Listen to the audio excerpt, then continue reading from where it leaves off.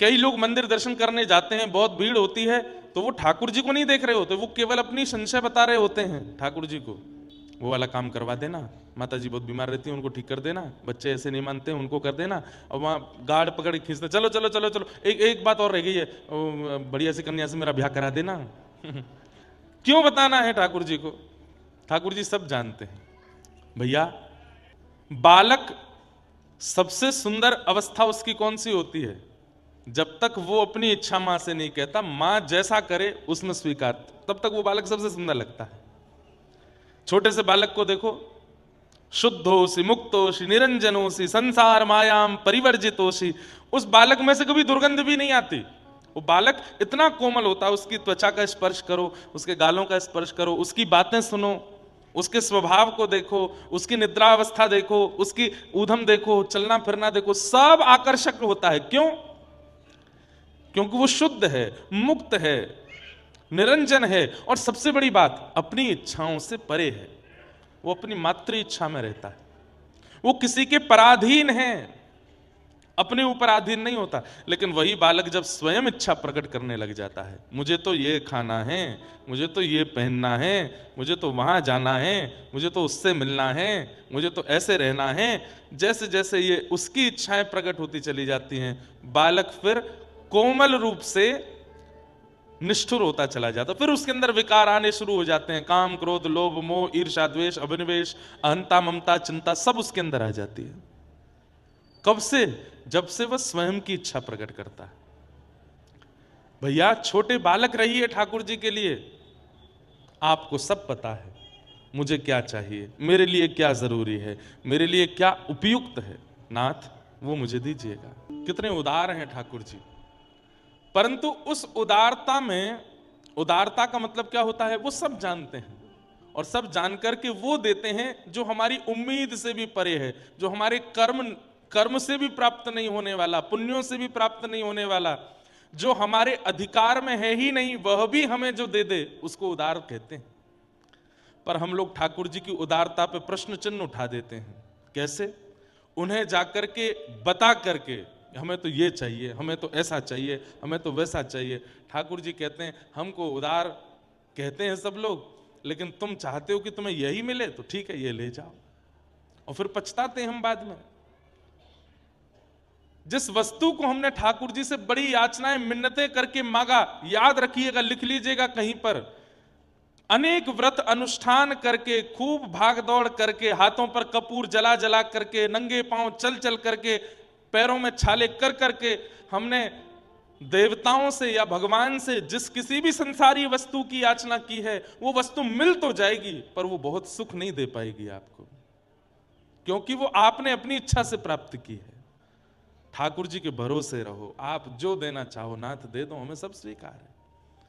आप चाहो तो योग्य पत्नी दीजिए, आप चाहो तो योग्य पत्नी मत दीजिए। तुकाराम जी का नाम सुना? बहुत ध्यान से सुनना। श्री तुकाराम जी महाराज, उनकी पत्नी जो थी वो अनुकूल नहीं थी, प्रतिकूल थी, बहुत चिल्लाती थी। अच्छा, उनका पूरा चरित्र पढ़ने में आता है कि उनकी पहले, उनके भी ऊपर भगवान की बड़ी कृपा। श्री तुकाराम जी महाराज की एक पत्नी और पुत्र अकाल पड़ने के कारण मृत्यु को प्राप्त हो गए थे। तब तुकाराम जी की एक और कन्या के साथ में फिर दूसरा विवाह हुआ, और जब दूसरा विवाह जिस कन्या से हुआ वो बड़ी तेज थी, वो उनको भजन करने में विक्षेप डालना, उसको सत्संग भजन सेवा इन सब में रुचि नहीं थी बिल्कुल भी। वो पूरे दिन लड़ती झगड़ती रहती थी तुकाराम जी से। तो तुकाराम जी अपने गांव के बाहर एक पहाड़ सा था, उसके ऊपर बैठ के भजन करते थे पूरे दिन, और शाम को जाते थे। गृहस्थाश्रम का त्याग नहीं किया, अपने भैया जो हमारे पूर्व जन्म के कर्मों से मिला है इस जन्म में वो तो भोगना ही है। ध्यान से सुनिएगा। कई भाई लोग वीडियो बना रहे हैं तो मुझे लगा कि कहीं अपनी पत्नी को सुनाएंगे जाके। तो बेचारे घर बार छोड़ के नहीं चले गए, ऊपर एक पहाड़ के ऊपर बैठ करके भजन करते थे, शाम को घर आते थे, और शाम को जैसे ही घर आते पत्नी उनको इतना सुनाती, पूरे दिन बाहर रहते हो, कुछ करते धरते नहीं, घर कैसे चलेगा, ये कैसे चलेगा, आकर के हाथ जोड़ के प्रणाम करते, जय हो तुम्हारी बड़ी कृपा। जिस संसार में व्यक्ति इतना फंस जाता है, इतना फंस जाता है कि फिर छोड़ ही नहीं पाता उस संसार को, उस घर को, उस परिवार को। तुम्हारे आने के कारण मेरा घर छूट गया, तुम्हारे आने के कारण मेरा घर में मन नहीं लगता, मेरा संसार अपने आप छूट रहा है। तुम ऐसे ही गुस्सा किया करो रोज, तुम्हारे कारण मेरे चित्त में जो आसक्ति है संसार के प्रति वो निकलती। बोलते नहीं थे, मन ही मन सोचते थे, बोलेंगे तो पिटाई हो जाएगी, कुछ नहीं बोलते थे। तो गांव में सबको पता था कि इनकी पत्नी अनुकूल नहीं है बिल्कुल भी। एक गांव का बालक था, वो भी सत्संग करता था, तो उसके मन में भी विरक्ति आ गई। उसने अपने घर वालों से कह दिया मैं ब्याह नहीं करूंगा, बिल्कुल 1 से लाख तक नहीं करूंगा। घर वालों ने कहा करना तो पड़ेगा। तो फिर उसने कह दिया एक शर्त पे। बोले क्या? तुकाराम जी से बुलवा दो, अगर ये कह देंगे कि ब्याह कर लो तो मैं कर लूंगा। उसे लगा कि भाई दूध का जला छाछ भी फूंक फूंक के पीता है, तुकाराम जी खुद इतना सह रहे हैं, वो दूसरे को क्यों सहने के लिए डालेंगे, वो तो मना ही कर देंगे कि नहीं इसका ब्याह मत करो। सब परिवार के लोग तुकाराम जी के पास उसको लेकर के गए। तुकाराम जी से जाके कहा भैया देखिए ये हमारे घर का बालक है, सत्संग आदि करके इतनी विरक्ति आ गई, मना कर रहा है मैं ब्याह नहीं करूंगा। हमने बहुत कहा तो बोला तुकाराम जी बोल देंगे तो कर लूंगा, आप बोल दीजिए। तुकाराम जी बोले जितना जल्दी हो सके कर दो, और हम तो कह रहे हैं आज ही कर दो। घर वाले तो नाचने लगे, बोले अब तू बेटा फंस गया, अब तो देख दिया इन्होंने भी कह दिया। घर वाले तो वहां से चले गए व्यवस्था करने। वो एकांत में जब रह गया तो रोते रोते बोला नाथ, जब आप स्वयं इतना सह रहे हैं, आपका खुद का वैवाहिक जीवन इतना बड़ा जो है खतरनाक रूप ले चुका है, आपको मना करना चाहिए था, ये तो बहुत बड़ा अपराध किया आपने। जब आप जानते हैं कि ये सब कुछ होना निश्चित है मेरे साथ भी, तब आपने क्यों कह दिया मेरे घर वालों से कि ब्याह कर लो? कहीं मेरी पत्नी आपकी पत्नी की तरह आ गई तो? तुकाराम जी ने इतना सुंदर उत्तर दिया। तुकाराम जी बोले देखो अनुकूल पत्नी आ गई तो कहने ही क्या, जैसे तुम चाहते हो वैसी पत्नी आ गई तो दोनों मिलकर भजन करना, और कहीं प्रतिकूल पत्नी आ गई तो एक गांव में 2 तुकाराम हो जाएंगे, मैं भी हूं तू भी है। भाई तुकाराम, मैं तुकाराम कैसे बना? आज छत्रपति शिवाजी महाराज तुकाराम जी का प्रवचन सुनने आते थे। सोचिए अगर आसपास के क्षेत्र में छत्रपति शिवाजी होते थे तो उनको पता चल जाता कि तुकाराम जी यही हैं, तो जाते थे, जाकर के उनका कीर्तन सुनते, प्रवचन सुनते थे। बोले आज इतने हजारों की तादाद में लोग कथा सुनने आते हैं, और कहां तक कहें पंढरपुर में तुकाराम जी का नाम लेने मात्र से श्री पंडरीनाथ भगवान चलित जैसे हो जाते हैं। ये तुकाराम निर्माण किससे हुआ? जीवन में एक विपरीत पत्नी होने की वजह से। भैया देखो ऐसा आवश्यक नहीं है कि हमारे जीवन में केवल अनुकूलता रहेगी तो ही सब कुछ अच्छा रहेगा ना। प्रतिकूलता बहुत कुछ सिखाती है, अनुकूलता सिखाती नहीं है। अनुकूलता आपको सुख देती है, लेकिन आपका निर्माण तो प्रतिकूल अवस्था ही करती है। इसलिए प्रतिकूलताओं का सम्मान किया कीजिए। प्रतिकूलताओं को आ जाए जीवन में तो थोड़ा धैर्य धारण कीजिए, वो कुछ सिखाने के लिए आई है, आपको अच्छा मानव बनाने के लिए आई है। लेकिन हम चाहते हैं कि प्रतिकूलता जीवन में ना आवे, और उसी के लिए मंदिरों में मैं जाकर के देखता हूं हनुमान जी के आगे इतने नारियल बंधे होते हैं, इतने सारे कपड़े बंधे होते हैं, इतने सारे धागे बंधे होते हैं। उन सब के पीछे क्या है? व्यक्ति ने प्रतिकूलताओं से भागने के लिए ही तो वो सब चीज बांध रखी है। नहीं, ठाकुर जी बड़े उदार हैं। एक बार बस जाकर के कह दो अब नाथ मेरी कोई इच्छा ही नहीं है, जीवन में जो आएगा सब आपका प्रसाद है, आप जैसे चाहो मेरे जीवन को अब आप संभालिए। उस दिन के बाद अगले ही क्षण से आप देखना कितना आनंद लगेगा आपको।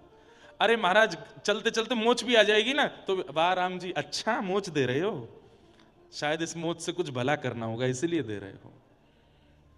हर स्थिति आपको अच्छी लगने लगेगी, आनंद लगने लगेगी। भक्ति के पथ पर चलने वाले व्यक्ति को इस भाव का तो स्वीकारीकरण करना चाहिए।